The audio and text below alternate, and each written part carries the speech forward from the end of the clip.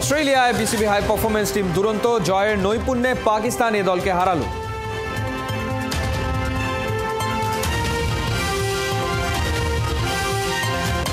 দশ রানের জন্য এনামুল বিজয় মিস করেছেন সেঞ্চুরি। চট্টগ্রামে প্রস্তুতি ম্যাচে ওপেনারের উইলোবাজি।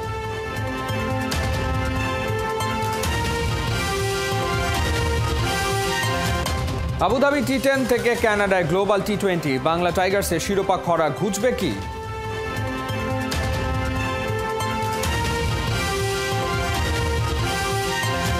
ডু অর ডাই মিশনের সামনে দাঁড়িয়ে আর্জেন্টিনা। প্যারিস অলিম্পিক্সে ইউক্রেনের বিপক্ষে জয় চায় আকাশী নীলরা।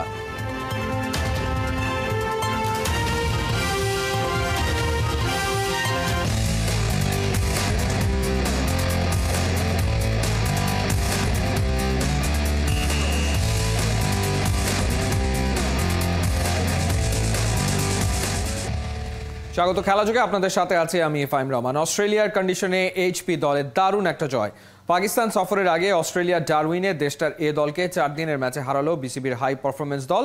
জয়ের নায়ক test cricketer captain Mahmudul Hasan Joy. 2 ইনিংসে 50-র সঙ্গে বল হাতে 5 উইকেট শিকার। নাইয়ান বিন জসিমের রিপোর্ট। এই বছর আমাদের 8টা টেস্ট আছে, 8টাতে আমার ইনশাল্লাহ টার্গেট থাকবে যে 3 থেকে 4টা 100 করা। টেস্ট ফরম্যাটে বছরের বাকি সময়ে অন্তত 4টা সেঞ্চুরির স্বপ্ন।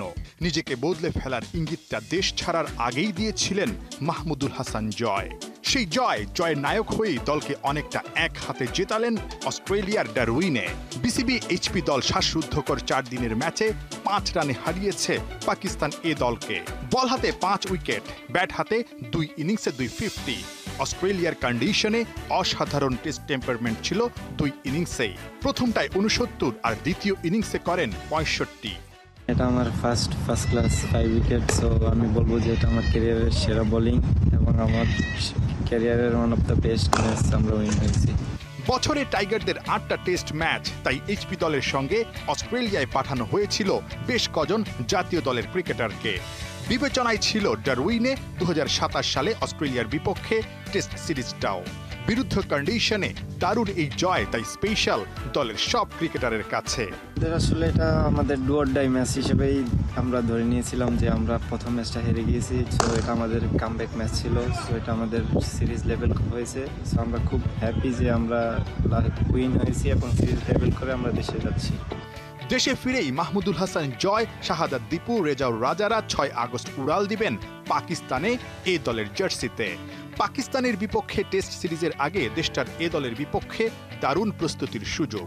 সবাই আত্মবিশ্বাসী অস্ট্রেলিয়ায় দারুণ এই জয়ে। আসলে একটা কথা আছে যে শেষ ভালো যার সব ভালো তার, সো আমরা লাস্ট 4 ডেটা উইন হয়েছি। এখন যারা সাদা বলে খেলবে ওদের জন্য শুভকামনা, ওরা যেন এই মোমেন্টামটা ধরে রাখে, তাদের ওয়ানডে সিরিজ এবং টি20 টুর্নামেন্টটা ভালোভাবে শেষ করে। 4 দিনের ম্যাচের পর বিসিবি এইচপি দল অংশ নিবে 3 দলের ওয়ানডে সিরিজে। এরপর টি20 সিরিজ খেলবে বিগ ব্যাশের দলগুলোর সঙ্গে। নাহিয়ান বিন জসিম, 71। 10 রানের জন্য চট্টগ্রামে সেঞ্চুরি মিস করেছেন এনামুল হক বিজয়। প্রস্তুতি ম্যাচে অমন উইলোবাজি টেস্ট স্কোয়াডে তার ফেরার সম্ভাবনা বাড়িয়েছে। নিজেকে প্রস্তুত রাখছেন পাকিস্তান সফরের জন্য, যদিও সোমবার আম্পায়ারের সিদ্ধান্তে অখুশি এই ওপেনার। 3 দিনের ম্যাচের প্রথম দিন শেষে লাল দলের বিপক্ষে 5 উইকেটে 220 রান বিজয় মুশফিক মিরাজদের সবুজ দলের। সাইফুল রূপকের রিপোর্ট। আবারও এলবিডব্লিউ, আবারও আম্পায়ারের উপর অসন্তুষ্টি। এনামুল বিজয়ের কপাল খারাপ নাকি আম্পায়ারের উপর বিরক্ত হওয়াটাই তার অভ্যাস? সাদা কি লাল বলের প্রস্তুতি ম্যাচ একের পর এক ব্যর্থ হওয়ার পর অবশেষে সোমবার রানের দেখা পেলেন বিজয়। চট্টগ্রামে বিসিবির সবুজ আর লাল দলের মধ্যে 3 দিনের লড়াইয়ে প্রথম দিনের সেরা পারফর্মার, 10 রানের জন্য সেঞ্চুরি মিস করা এনামুল বিজয়। আম্পায়ার্স কল মিসিং হইতে পারতো, বলটা মিসিংই ছিল রিভিউতে যখন দেখলাম। আমরা যে ট্রেনিং করেছি টাইগার্সের ক্যাম্পগুলোতে সেগুলো এক্সিকিউশন করতে পারছি কি না, কীভাবে প্ল্যান করে আমরা পরবর্তীতে খেলবো, এইগুলো আসলে প্র্যাকটিস ম্যাচগুলো বা প্র্যাকটিসে আমরা দেখে থাকি বা করে থাকি। তো অনেক সময় আমাদের কোচদের সাথে কথা হয় বা যারা আছে টেস্ট ক্রিকেটটা ভালো খেলছে, মুশফিক ভাই আছে, সৌরভ ভাই আছে, তাদের সাথে ডিসকাশনগুলো আমাদের সবসময় ওইভাবেই হয় যে এখানে যাই করছি সেটা যতটুকু শেখা যায় যে এই সিনারিওতে এরকম করা উচিত ছিল কি ছিল না। ফার্স্ট ক্লাস কিংবা লিস্ট এ ক্রিকেট ঘরোয়া লিগে বরাবরই রানের বন্যা বয়ে যায় বিজয়ের ব্যাটে। প্রতি বছরই উইলোর বাজনা বাজিয়েই জাতীয় দলে ফেরেন, আবার ছিটকেও যান। এক যুগ আগে আন্তর্জাতিক ক্রিকেটে অভিষেক হওয়া এই ব্যাটার কেন দেশের খেলায় বড্ড নড়বড়ে, অধারাবাহিক? যে পারফরমেন্স করতে থাকে সে ন্যাশনাল টিমে খেলতে থাকে, যে পারফরমেন্স করে না সে বাইরে থাকে। টিম কম্বিনেশন বাইরে থাকতে পারে, সিনারিও হতে পারে, এক এক সময় এক এক রকম খেলা হয়, ওয়ানডে হয়, টি20 হয়, সেটার কারণে টিমের মধ্যে থেকে থাকতে না পারে। টেস্ট অনেক দিন পরে পরে হয়, সেটা একটা ডোমেস্টিক সার্কিটের কারণে একটা পরিবর্তন আসতে পারে। ওপেনার জাকির হাসান ইনজুর্ড, জয় আর সাদমানের সঙ্গে তৃতীয় ওপেনার হিসেবে পাকিস্তান সফরের টেস্ট দলে উঠতে পারে এনামুল বিজয়ের নাম। টেস্ট ক্রিকেট তো প্রথম থেকে খুব ভালোবাসি। ফার্স্ট ক্লাসে যখনই সুযোগ হয় শতভাগ দেওয়ার চেষ্টা করি। ন্যাশনাল টিমে যখনই সুযোগ আসবে চেষ্টা করব ভালো খেলার। প্রসেসের মধ্যে আছি, টেস্টের জন্য রেডি থাকার চেষ্টা করছি। চট্টলায় প্রস্তুতি ম্যাচে আম্পায়ারদের মান নিয়ে প্রশ্ন তুলেছেন বিজয়। পরন্ত বিকেলে মিরাজকে নিয়ে যা ঘটল তা এক কথায় কমেডি। তাইজুলের ডেলিভারিতে কিপার লিটনের ক্যাচের আবেদন, মিরাজের ব্যাটে যে লেগেছে সেটা নন স্ট্রাইকে থাকা জাকের আলীর রিয়াকশনেই বোঝা যায়, কিন্তু আম্পায়ার কোনো সাড়াই দেননি। অবাক তাইজুল, সৌম্য, লিটন, মুমিনুলরা। হাস্যরস যেন চট্টলার 22 গজে। ব্যাটের কানায় যে বলের দাগ আছে সেটাও মিরাজকে দেখিয়ে দিলেন সৌম্য সরকার। দিন চারেক আগে মুশফিকও মেনে নিতে পারেননি। সোমবার আবার মুশির ব্যাটিংয়ের সময় ফিল্ডিং দল আম্পায়ারের সিদ্ধান্তে বেশ হতাশই হয়েছেন। বৃষ্টির কারণে প্রথম দিনে গড়িয়েছে কেবল 63 ওভার। 54 বলে 51 রান তোলেন মুশফিকুর রহিম। ইয়াসির রাব্বির ব্যাটে 58। সাইফুর রূপক, 71, চট্টগ্রাম। তামিম ইকবালকে আন্তর্জাতিক ক্রিকেটে ফেরানোর পরিকল্পনা বাংলাদেশ ক্রিকেট বোর্ডের, তবে দেশসেরা ওপেনার তার সিদ্ধান্ত পাল্টাবেন কি? তামিম সরে যাওয়ার পরে ওপেনিং স্পটে যে শূন্যতা তৈরি হয়েছে তা কতটুকু পূরণ করা গেছে? রহমান পেয়ারের রিপোর্ট। তামিম ইকবাল জাতীয় দল থেকে সরে যাওয়ার পর ওডিআইয়ে 4 জন ওপেনারকে বাজিয়ে রেখেছে টিম ম্যানেজমেন্ট। লিটন দাস, তানজিদ তামিম, সৌম্য সরকার, এনামুল বিজয়। লিটন দাসের মাইনাস পয়েন্ট, তিনি ধারাবাহিক নন। পায়ের নিচে মাটি শক্ত করছেন তানজিদ তামিম। তামিম ইকবালের অনুপস্থিতিতে এই দুইজনই ওপেনিংয়ে টিম ম্যানেজমেন্টের প্রথম পছন্দ। বিশেষজ্ঞদের মতে তামিম ইকবাল এখনো বাংলাদেশের সেরা ওপেনার। যে তামিমকে ওডিআই বিশ্বকাপে রাখেনি তাকেই আগামী বছরের চ্যাম্পিয়ন্স ট্রফিতে চায় বিসিবি। একেই কি বলে প্রকৃতির বিচার? দুবার বসার কথা ছিল, তারপর ও একবার খেলা বিপিএল চলছিল দেখে বললো যে এখন খেলা চলছে, এটা শেষ হলে তারপর বসবো। আর তারপর তো বললো বাইরে যাচ্ছে, এসে আমার সাথে বসবে, তো ও তো বলছে বসবে। সো এইটুক সময় তো আমার মনে হয় ওয়েট করতেই পারি আমরা।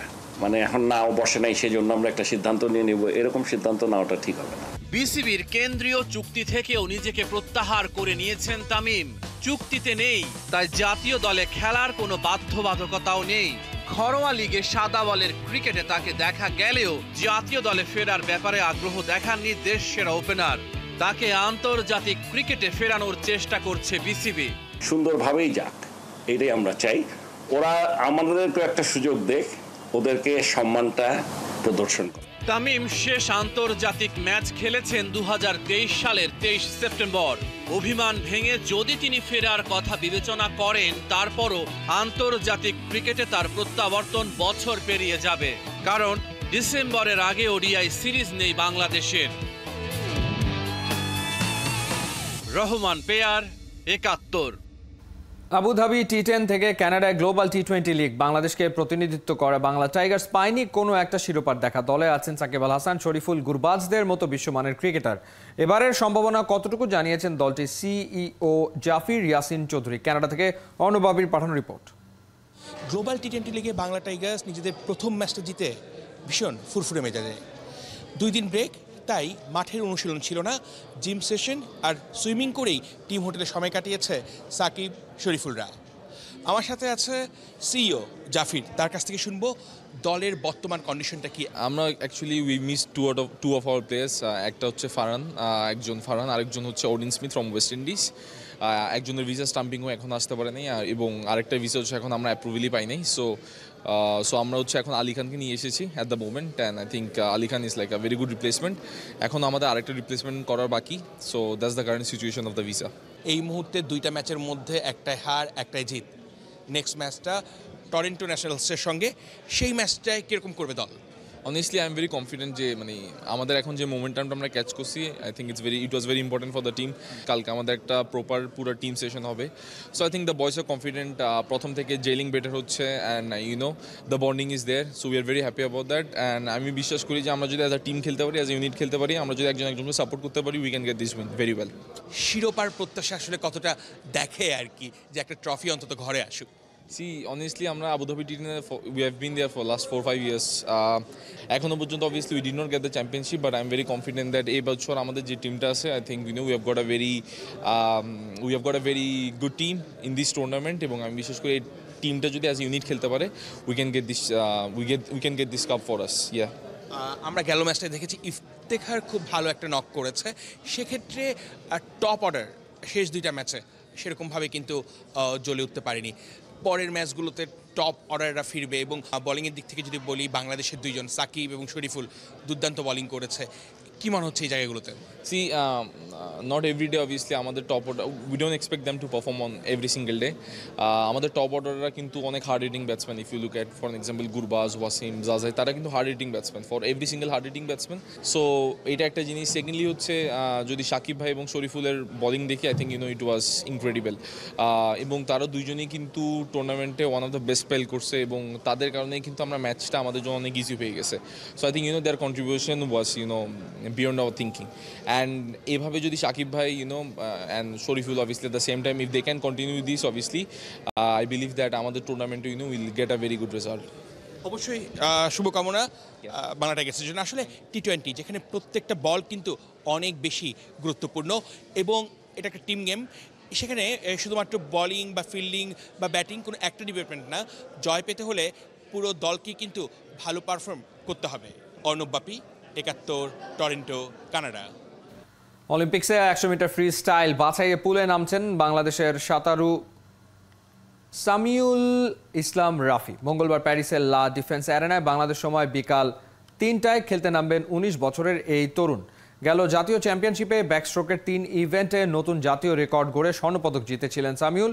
এশিয়ান গেমসেও তার ইভেন্ট ছিল ব্যাকস্ট্রোক। তবে ডিসেম্বরে থাইল্যান্ডে ব্যাকস্ট্রোকের পাশাপাশি ফ্রি স্টাইলে ভালো করায় এই ইভেন্টেই প্যারিস অলিম্পিকে ওয়াইল্ড কার্ড পান নৌবাহিনীর এই সাঁতারু। মাত্র 5 মাসে থাইল্যান্ডে প্রশিক্ষণে টাইমিংয়ে দারুণ উন্নতি করে সাঁতারের বিশ্ব সংস্থা ফিনার নজর কেড়েছেন সামিউল। একই ভেন্যুতে 3 অগস্ট 50 মিটার ফ্রি স্টাইলে পুলে নামবেন আর এক বাংলাদেশি সাঁতারু Sonia Khatun. Do or die মিশনের সামনে দাঁড়িয়ে আর্জেন্টিনা। প্যারিস অলিম্পিক্সে এবারে ওতামেন্দিদের প্রতিপক্ষ ইউক্রেন পয়েন্ট তালিকার শীর্ষে থাকলেও কোয়ার্টার ফাইনালে যেতে এই ম্যাচ জিততেই হবে হাভিয়ার মাসারানো শিষ্যদের। বুদাপেস্টে খেলা শুরু মঙ্গলবার রাত 9টায়। কোহিনুর কর্নার রিপোর্ট। Athens 2004, Beijing 2008, back to back অলিম্পিক্সের মেডাল জেতা দল আর্জেন্টিনা। আলবিসেলেস্তারা সেসব 6 দেশের একটি যারা কিনা অলিম্পিক্সে জিতেছে একাধিক গোল্ড মেডাল। আর এবার তো দলটা গড়া হয়েছে বিশ্বকাপ জয়ীদের নিয়ে। তবে সেই দলটা এখন দাঁড়িয়ে বাঁচা মরার সন্ধিক্ষণে। ফুটবলে আর্জেন্টিনার অলিম্পিক্স জার্নিটা শুরু হয়েছিল বিতর্কিত এক ম্যাচ দিয়ে। মরক্কোর ভক্ত সমর্থকদের বোতল ছোড়া, আতশবাজি নিক্ষেপ, এরপর বিতর্কিত ভিএআরে গোল বাতিল। নানা ঘটনার সেই ম্যাচটা শেষ হয়েছিল আর্জেন্টিনার হার দিয়ে। ম্যাচ শেষে নিজেদের অসন্তুষ্টির কথা জানিয়ে অভিযোগ দাখিল করে হাভিয়ার মাসচেরানো। তবে সেটাও খারিজ করে দেয় ফিফা। হার থেকে ঘুরে দাঁড়িয়ে ইরাককে 4-1 গোলে হারিয়ে আশা বাঁচিয়ে রেখেছে আর্জেন্টিনা। প্যারিস অলিম্পিক্সে পরের রাউন্ডে যাওয়ার মিশনে এবারে সাবেক গোল জয়ীদের প্রতিপক্ষ ইউক্রেন। মঙ্গলবার বুদাপেস্টের গ্রুপামা স্টেডিয়ামে লড়বে এই 2 দল।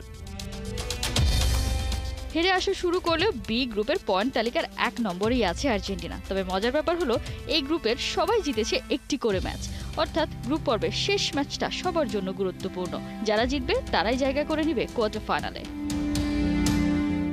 জাতীয় কিংবা বয়সভিত্তিক যে কোনো টুর্নামেন্টের হিসেবে এই প্রথমবার ইউক্রেনের মুখোমুখি হচ্ছে আর্জেন্টিনা। নামে ভারে এগিয়ে আলবিসেলেস্তারা। তবে যে মরক্কোর বিপক্ষে হাভিয়ার মাসচেরানোর দল হেরেছে তাদেরকেই হারিয়ে অলিম্পিক্সের প্রথম অ্যাপিয়ারেন্স স্মরণীয় করে রেখেছে ইউক্রেন।